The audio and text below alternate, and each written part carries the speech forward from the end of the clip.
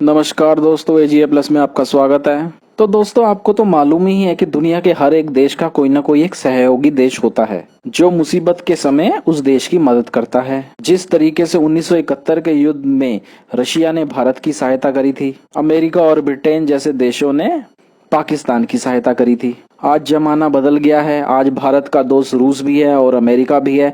उसी तरीके से पाकिस्तान के दोस्त भी बदल गए हैं। पाकिस्तान के दोस्त हैं चाइना, तुर्की इत्यादि। ठीक उसी तरीके से जापान के भी कई सहयोगी देश हैं, जैसे कि south Korea, America, Bharat, Taiwan, Britain. तो ये सब देश जापान के सहयोगी देश हैं। अगर इन फ्यूचर जापान का किसी देश के साथ युद्ध होगा तो ऑब्वियसली ये देश भी आके जापान की मदद करेंगे, क्योंकि द्वितीय विश्व युद्ध के बाद से जापान की सुरक्षा का सारा भार जो है अमेरिका ने संभाल रखा है। और जापान ने भी अपनी सारी की सारी टेक्नोलॉजी का प्रयोग नए नए आविष्कारों में लगा रखा है, ना कि हथियार बनाने में। आज तो पूरी दुनिया ही जापान की टेक्नोलॉजी को जानती है। ये टेक्नोलॉजी जापान की अब से नहीं है, ये टेक्नोलॉजी जापान की पिछले कई सालों से है। इवन द्वितीय विश्व युद्ध में जापान के पास ऐसे फाइटर जेट थे जो दुनिया में किसी भी देश के पास नहीं थे। और उस समय में दुनिया की सबसे ज्यादा आधुनिक नौसेना भी जापान के पास ही थी। यदि अमेरिका जापान पर परमाणु हमला ना करता तो शायद द्वितीय विश्व युद्ध और कई 10 सालों तक खिंचता, और हो सकता है कि शायद पश्चिमी देश जापान से हार भी जाते, क्योंकि जापान की टेक्नोलॉजी का मुकाबला ना तब था और ना आज है।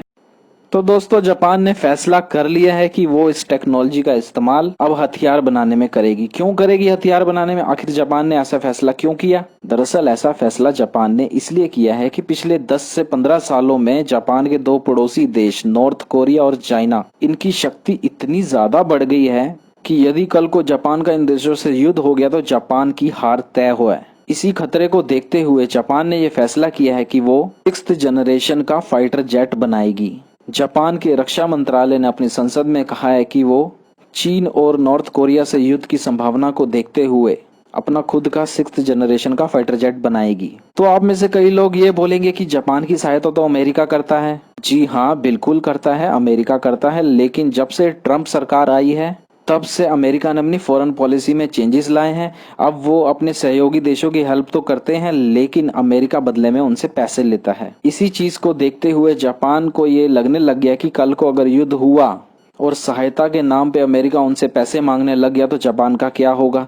इसलिए जापान ने यह तय किया है कि वो आने वाले 10 सालों के भीतर भीतर 6th जनरेशन का फाइटर जेट बनाएगी। ना सिर्फ बनाएगी बल्कि अपने सहयोगी देशों को बेचेगी भी। और जापान, आपको मालूम ही है कि जापान के सहयोगी देशों में भारत का भी नाम आता है। अब आप में से कई लोग ये भी बोलेंगे कि जापान ने अभी 105 F-35 का भी सौदा किया है अमेरिका के साथ। जी हाँ, बिल्कुल किया है, लेकिन जापान ने ये फैसला किया कि वो खुद आत्मनिर्भर बनेगा।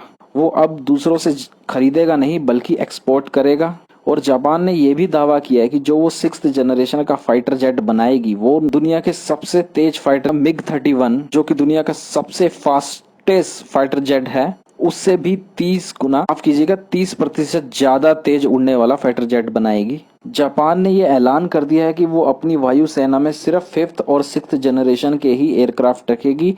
वो अब 4th जनरेशन के फाइटर जेट का उपयोग बंद कर देगी।